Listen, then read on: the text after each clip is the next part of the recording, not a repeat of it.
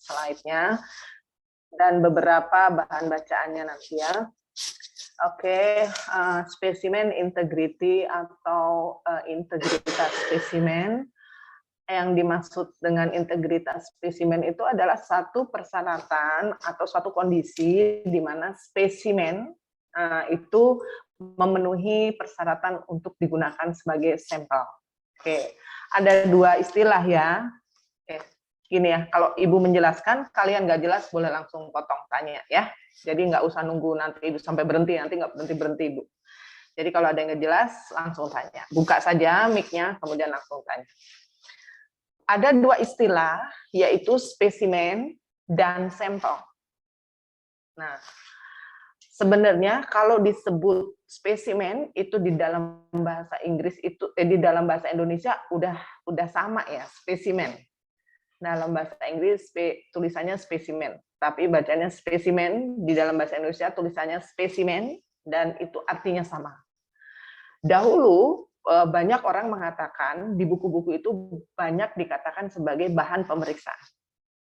Jadi kalian jangan ketuker, yang disebut di spesimen itu adalah bahan pemeriksaan.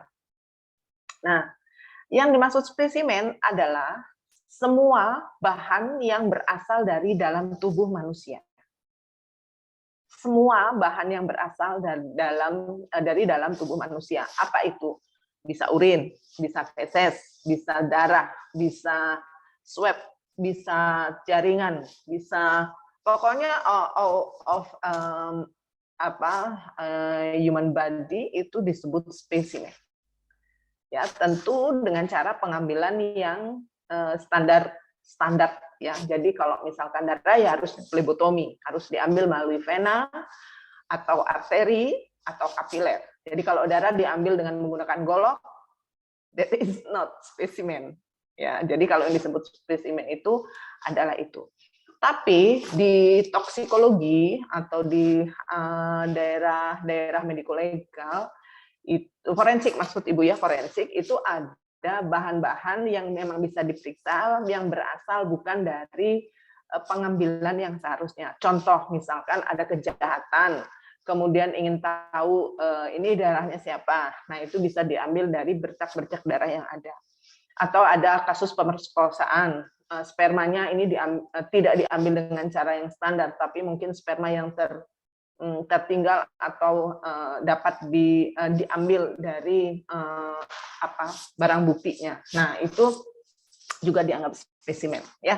Jadi tapi kalau untuk laboratorium, pemeriksaan laboratorium klinik maksud Ibu, itu semuanya harus berbasis cara pengambilan yang benar. Nah, itu spesimen ya. Sampel, apa itu sampel? Sampel adalah bagian yang diambil dari spesimen. Jadi kalau spesimen itu adalah bagian dari tubuh manusia yang diambil dengan cara yang standar ya. Kalau tadi Ibu katakan misalkan ada kasus pemerkosaan, spermanya misalkan tertinggal di situ, kan itu nggak standar, Bu. Nah, kalau untuk pemeriksaan kimia klinik mungkin tidak standar, tetapi kalau untuk pemeriksaan forensik itu standar. Nah, jadi yang dimaksud di sini adalah standar yang berlaku. Berlaku ini di sini maksudnya adalah berlaku untuk laboratorium yang dimaksud. Oke ya, jangan bingung ya. Jadi kok kenapa kalau untuk pasien nggak boleh darah itu diambil dengan cara menyayat kulit, menyayat vena, tapi kalau misalkan orang digorok itu kenapa darahnya bisa diambil, karena menurut forensik itu adalah standar, tapi menurut klinik itu tidak standar. Dipahami ya? Nah, kemudian sampel itu adalah bagian atau unit terkecil dari populasi. Kalau misalkan Anda mengambil darah 3 mili misalkan, di situ dikatakan ambil sampel sebanyak 1 mili, berarti bagian 1 mili itu bagian dari 3 mili. Ya. Nah, jadi atau misalkan ada jaringan utuh dari uterus, kemudian diambil sampelnya, nah itu adalah bagian dari uterus tersebut. Dipahami ya? Nah, mudah-mudahan dipahami. Jadi ini sering salah mahasiswa mengatakan sampelnya urin, Bu. Padahal harusnya spesimennya urin.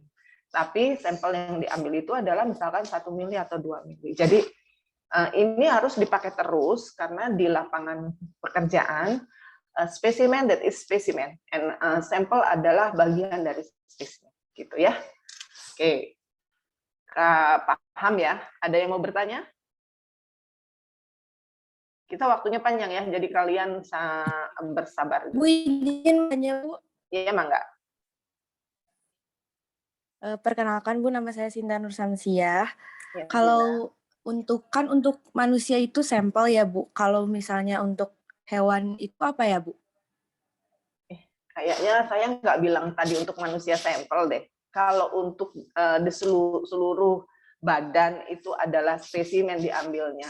Saya nggak bilang itu badan manusia atau mungkin tadi saya menyebutnya human body ya, karena memang yang disebut yang lingkup kita adalah seluruh cairan tubuh manusia. Jadi kita tidak memeriksa hewan atau veteriner lainnya gitu, kita nggak periksa. Tapi kalau Anda membaca di jurnal-jurnal sama, kalau Anda ambil urin kelinci, nah itu disebut spesimen. Tapi kalau Anda ambil 1 mili dari urin kelinci yang diambil tersebut, itu adalah sampel. Gitu ya. Ibu izin bertanya. Baik, Bu, terima kasih. Oke. Ya, Mangga. Satu orang lagi, silakan. Ibu izin bertanya. Berarti yang dimaksud sampel itu lebih spesifik ke apa sih namanya, angkanya gitu ya, Bu? Enggak, jelas enggak, karena ada yang tidak berangka, misalkan Anda mengambil jaringan, nah itu tidak berangka, kan nggak bisa disebut ambil jaringan 1 mili, kan tidak bisa, karena jaringan itu adalah padat. Jadi yang disebut sampel itu adalah bagian yang diambil dari spesimen. Bagian yang diambilnya apa satuannya ya tergantung dari jenis spesimennya. Kalau misalkan spesimennya cairan berarti volume. Kalau cairannya misalkan padatan seperti jaringan berarti mungkin luas atau berat gitu. Kalau cairannya darah mungkin volume, seperti itu ya. Jadi jangan di general. Oke ya. Baik, terima kasih pertanyaannya. Lanjut ya, Ibu lanjut dulu. Oke.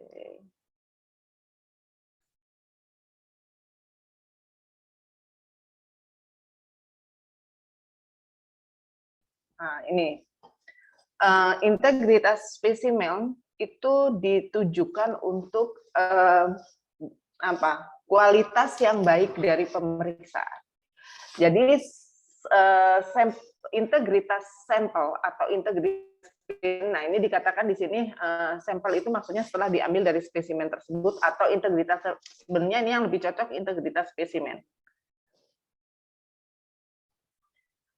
Integritas spesimen itu ditujukan untuk hasil pemeriksaan yang bermutu. Ya, jadi artinya kalau spesimennya tidak berintegritas tinggi atau tidak punya qualified yang tinggi, apakah pemeriksaan menjadi tidak bermutu? Iya. Ya, jadi oleh sebab itu integritas spesimen ini sangat-sangat harus dipahami, sangat harus dikenali, dan harus berani untuk menyatakan accepted or rejected. Nah, jadi harus berani itu mengatakan tersebut ya. Tentu ada aturan-aturannya ya. Jadi di sini jika si spesimen tersebut tidak mempunyai integritas tinggi, contohnya seperti ini, harusnya pemeriksaan itu nggak boleh didelay, misalkan nggak boleh ditunda dulu itu si sampelnya. Nanti kalau udah agak ngumpul tuh ya, kalau di lapangan di laboratorium klinik, kalau sampelnya baru 1 gitu ya, analisnya nggak ngerjakan. Kenapa? Karena sekalian aja mending nanti gitu. Padahal menunda itu juga mempengaruhi integritas spesimen. Dipahami ya? Atau misalkan Anda simpan di situ di suhu ruangan, tapi suhu ruangannya panas banget gitu. Nah, lama-lama komponen yang ada di spesimen tersebut kan ada perubahan. Nah, itu menjadi tidak berintegritas spesimennya. Nah, jadi seperti itu. Ya. Nah, sebenarnya di laboratorium itu dikatakan 70% lebih kesalahan itu disebabkan oleh preanalitik. Nah, sekali lagi ya, 70% hasil pemeriksaan itu memiliki kesalahan yang disebabkan oleh pre-analitik. Pre-analitik itu apa? Tentu di sini adalah patient preparation. Jadi persiapan pasien. Apakah pasien tersebut harus puasa, harus menjeda makannya selama 8-10 jam atau 10-12 jam, atau harus menghentikan obatnya, atau harus tidak melakukan hubungan seksual, misalkan untuk pengambilan spesimen sperma, atau harus mengisi inform consent. Nah, seperti itu adalah patient preparation. Jadi pasiennya yang disiapkan. Nah, apakah pasien itu juga berpengaruh kuat? Persiapan pasien tersebut juga berpengaruh kuat? Ya jelas. Misalkan dimintanya adalah glukosa darah puasa, tapi pasien tidak berpuasa. Tentu nilai glukosanya itu akan lebih tinggi dibanding sama yang pasien berpuasa, dan itu menjadi bias, menjadi bingung ini si dokter yang mendiagnosisnya, ini tingginya ini karena dia nggak puasa atau karena dia memang tinggi gitu. Nah, contohnya seperti itu. Atau misalkan yang paling kelihatan, misalkan pada selain puasa itu pada pemeriksaan sperma, harusnya dia ada absensia, misalkan 3-5 hari tidak mengeluarkan atau tidak ejakulasi, tapi dia tidak taat. Jadi pada saat pemeriksaan kenapa kok sel-sel spermanya ini rendah? Padahal pada saat rendah dia dikategorikan sebagai infertil. Nah, padahal sebenarnya bukan infertil karena tidak taat kepada aturannya. Cuma jangan salah, Ibu pernah mengatakan pasien itu tidak pernah punya kompetensi. Jadi pasien itu tidak wajib punya syarat, dia harus kooperatif, dia harus memahami, dia harus taat. Itu tidak punya syarat. Pasien itu suka-suka pasien gitu ya. Tapi plebotomis dalam hal ini adalah ATLM itu punya syarat untuk bisa berkomunikasi dengan pasien, untuk bisa dalam tanda kutip ya, membujuk pasien, mengedukasi pasien. Nah, itu syarat dari TLM atau plebotomi. Nah, memang sangat berat ya. Selanjutnya adalah spesimen collection atau pengumpulan spesimen. Nah, misalkan darah vena, berarti proses pengambilan darah venanya harus benar. Emang ada salah ya, Bu? Ada, nanti kita lihat. Atau darah arteri, berarti harus benar. Emang ada salah, Bu? Ada. Kapiler pun demikian. Ada salah, Bu? Ada. Nah, jadi pengetahuan dari seorang plebotomis dan kompetensi dari seorang plebotomis itu mesti penuh gitu, mesti komprehensif gitu, agar pada saat mengambil spesimen dari dalam tubuh manusia itu tepat benar. Nah, berat ya. Nah, kemudian selanjutnya adalah transport.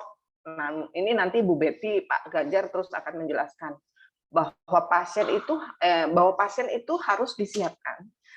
Itu udah benar. Kemudian ngambilnya harus benar. Kalau udah ngambilnya benar, pasiennya udah disiapkan benar, tentu ada hal-hal yang harus diperhatikan selanjutnya. Apa itu? Menyimpannya harus benar. Kalau mau spesimennya berintegritas tinggi. Kemudian memprosesnya mesti benar agar integritas spesimennya bisa dipertahankan. Nah, begitu ya. Jadi semua itu harus benar, terkontrol dengan benar, sehingga memberikan hasil sampel yang benar. Kalau memang harus misalkan bikin serum itu adalah darah vena diambil, kemudian didiamkan 30 menit, kemudian disentrifugasi selama 15 menit, 3000 rpm. Setelah itu bagian yang bening adalah serum. Nah, serumnya itu diambil dan dia persyaratannya tidak boleh ikterik, tidak boleh lipemik, tidak boleh hemolitik. Apa itu? Nanti kita bahas. Tapi mereka harus mempunyai integritas tinggi. Gimana jadi Bu yang integritas tinggi? Nanti kita bahas. Yang penting Anda tahu bahwa dari mulai persiapan pasien, pengambilan spesimen, transport, penyimpanan, dan processing semuanya harus sangat benar untuk hasil pemeriksaan yang maksimal. Gitu ya. Lanjut. Nah, kalau terkait dengan persiapan pasien, Biasanya terkaitnya adalah satu tentang diet, bisa diet makan, misalkan menunda waktunya selama makan terakhir kepada pengambilan darah itu selama 8 atau 10 jam atau 10 sampai 12 jam, atau nggak boleh makan obat-obatan atau menghentikan obat-obatan dan sebagainya itu disebut dengan diet ya. Jadi si pasiennya itu sendiri harus diketahui apakah dia mengkonsumsi obat-obatan yang kira-kira mempengaruhi pemeriksaan gitu ya, atau berkaitan dengan lamanya dia menjeda makanya dari mulai makan terakhir kepada waktu pengambilan darah. Nah, itu harus sangat diperhatikan. Kemudian yang kedua adalah timing of sample collection. Jadi jam berapa nih harus diambil darah pasiennya. Misalkan akan periksa glukosa darah, mungkin puasanya hanya 8 sampai 10 jam. Apakah boleh kemudian diambil 11 jam? Tentu tidak. Harusnya 10 jam maksimal. Itu kan di situ di aturannya adalah 8 sampai 10 jam. 2 jam itu kan cukup panjang untuk tolerir. Ya, jadi kalau misalkan ada pertanyaan, boleh nggak Bu diambilnya kalau sudah 11 jam? Nggak boleh sebenarnya. Tapi pasiennya datangnya jam segitu, Bu. Oke, silakan diambil. Anda harus catat itu waktunya. Tapi Anda harus tahu bahwa itu bukan spesimen yang mempunyai integritas yang tinggi. Kenapa? Sebab timing of sample collection-nya is wrong. Mengerti nggak? Ada yang mau bertanya?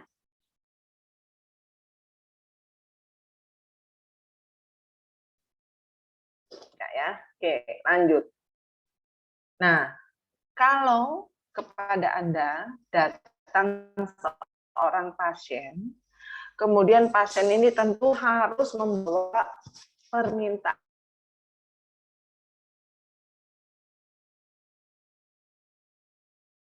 saya, nggak bisa. Hanya ngomong begitu harus dokternya melalui surat permintaan pemeriksaan laboratorium. Ya, kemudian pasien datang kepada Anda dan Anda harus validasi, benar nggak sih pasiennya? Emang ada ya Bu, pasien yang suka menipu? Ada aja, kadang-kadang kok vaksin aja ada yang suka divaksin 16 kali itu nggak kehati Ibu mah gitu ya kan? Ada, berarti pasien tuh menipu tuh. Menipu dalam arti kata dia bukan pasien yang dimaksud. Ya, jadi itu sebabnya Anda harus memvalidasi pasien. Nah, validasi pasien itu tentu ada beberapa hal yang harus Anda confirm, harus Anda validasi. Apa itu? Yang pertama adalah cocokkan dulu nomornya. Nomor apa Bu yang dicocokkan? Nomor permintaannya dengan rekam mediknya. Nah, mungkin seperti itu. Jadi cocokin dulu biar nggak pusing-pusing gitu. Kemudian yang terpenting itu adalah the first name and the last name. Di Indonesia ini banyak sekarang yang punya nama tiga kata. Ya misalkan siapa banyak yang malah ada yang berbaris-baris tuh nama, ada yang sampai 4 kata, bukan suku kata, 4 kata. Nah, itu harus lengkap. Jadi cara memvalidasinya harus komunikatif. Enggak boleh pertanyaannya hanya jawaban ya atau tidak. Misalkan ada pasien ini, misalnya Listia sebagai pasien ini, Listia Sri Wahyuni. Nah, tentu pada saat memanggil plebotomi harus memanggilnya seperti ini, Saudari Listia. Gitu. Kemudian Listia datang menyerahkan formulir permintaan, kemudian dicocokkan dengan rekam medik. Ya, rekam medik itu tentu diminta dari perawat atau pendaftar, gitu ya. Oke, cocok. Kemudian cara bertanyanya nggak boleh begini, ya. Saudara namanya Listia Sri Wahyuni ya. Nah, itu tidak boleh. Karena pasien itu harus komunikasi dan dia harus menyebutkan nama dia dengan benar jika pasiennya sadar. Jika pasien nggak sadar gimana Bu? Tanya sama yang nganter. Dan nggak mungkin pasien nggak sadar datang sendiri ke rumah sakit ya. Kalau dia pasiennya maaf nggak bisa bicara, bisu begitu, maka Anda harus bertanya kepada pendamping atau penjaga gitu. Bayi juga demikian. ya. Anda harus menyampaikan kalimat pertanyaan itu seperti ini.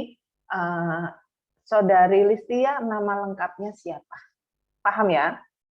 Jadi nggak boleh melakukan pertanyaan yang jawabannya ya atau tidak. Karena pasien itu sakit ya.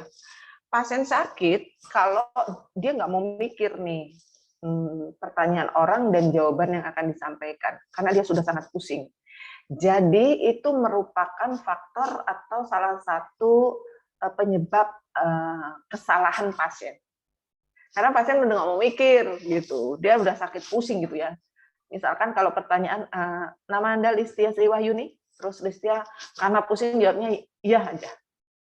Padahal sebenarnya yang dimaksud itu adalah yang datang itu adalah Listia Sari misalkan Sari Wahyuni, beda gitu ya. Jadi harus pasien sendiri yang menyampaikan nama lengkapnya. Paham tidak? Paham, Oke ya. Ibu. Oke, thank you. Baik, terima kasih. Terus yang kedua, harus menyampaikan atau mengecek nomor-nomor yang ada di situ sebagai identitasnya, seperti medical record ya, atau nomor urut. Biasanya di lab itu ada diurut gitu ya, nggak apa-apa, tapi tidak terlalu penting. Dan yang penting yang kedua, yang penting pertama itu adalah nama pasien, nama awal dan nama akhir ya. Yang kedua adalah tempat tanggal lahir. Jadi kalau misalkan di situ tidak ada tempat, Anda harus menanyakan tanggal lahirnya gitu. Tanggal Listia, tanggal lahir Ibu Listia Sriwahyuni, tanggal lahirnya berapa? Nanti Listia akan menyampaikan tanggal lahir saya sekian, bulan sekian, tahun sekian. Nah, ada misalkan geriatrik, misalkan dia nggak mengingat tanggal lahir, tetapi dia menyampaikan umur saya sudah 79 tahun, misalkan gitu. Boleh, tinggal Anda mengecek, betul nggak umurnya 79 tahun? Jangan maksa ya, kalau sama yang nggak mau menjawab, jangan dipaksa. Saya tanya tanggal lahir, Bapak, bukan usia. Jangan, Anda yang harus mengeceknya kembali. Nah, pada saat Anda nggak yakin, maka Anda boleh tambahkan nomor medical record untuk memvalidasi. Oke, jadi memvalidasi pasien itu ada dua hal yang terpenting. Satu, menanyakan, ingat nih, menanyakan nama lengkap. Jadi bukan jawabannya yes or no. Menanyakan nama lengkap. Yang kedua, menanyakan tanggal lahir. Yang ketiga baru kalau perlu untuk yang unik-unik tadi, ya, nomor medical record atau dan sebagainya. Oke, kalau ada yang menanya langsung tanya ya. Nah, sekarang gimana nih kalau misalkan ada yang labelnya salah, ya? Jadi misalkan ada pasien yang datang, misalkan Anda mengambil darah kepada pasien secara langsung, tentu yang harus Anda make sure itu adalah nama lengkap dan tanggal lahir tadi. Tapi ada kalanya suatu kejadian, bukan kejadian, sering malah ya kalau di rumah sakit itu pasiennya hospitalized, rawat anak, rawat inap dia. Maka yang mengambilnya adalah tenaga kesehatan yang lain, misalkan perawat atau bidan misalkan. Nah, datang kepada Anda tentu yang datang hanya darah saja yang sudah masuk ke dalam tabung. Maka untuk make sure yang harus Anda lakukan adalah mencocokkan label spesimennya. Paham ya? Jadi di setiap wadah itu harus selalu ditempel label. Nah, Anda harus mencocokkan label itu. Nah, sekarang sudah sangat aman, sudah sangat mudah dengan adanya barcode. Jadi barcode tinggal di-scan, demikian ya. Ini cocok atau tidak. Nah, tetapi ada banyak di puskesmas yang belum punya barcode sehingga mereka masih menggunakan handwritten. Jadi dia yang menulisnya, itu udah tulisannya jelek, udah gitu karu-karuan, kesiram air pula, jadi pudar warnanya ya, udah nggak jelas. Nah, itu harus make sure benar tidak namanya.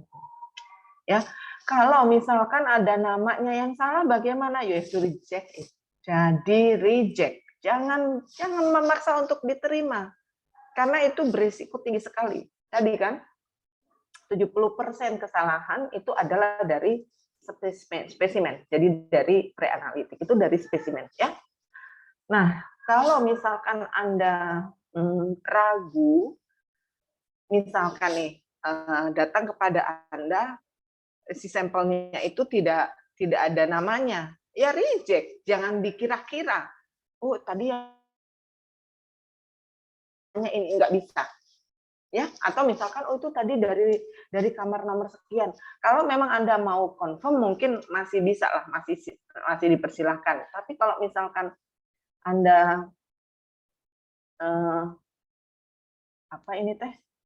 Ibu izin untuk kelompok A1 dan B1. Maksudnya gimana ini? Nggak ngerti.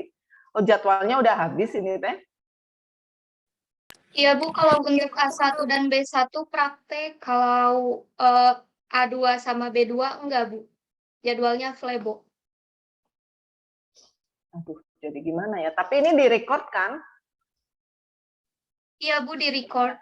Ya udah yang mau praktek nanti tolong recordnya tolong kasihkan sama yang praktek. Nanti minggu depan Ibu ganti ngajarnya kelas yang lain. Nanti kelas awal yang ngedengerin record. Jadi minggu ini kelas ini ngedengerin recording, minggu depannya kelas yang lain. Oke, silakan yang mau praktek ya. Bu lanjutkan. Setelah si sampel ini Anda yakinkan bahwa oh ini nggak ada namanya, ya reject, nggak usah pusing-pusing, reject aja, nggak ada namanya.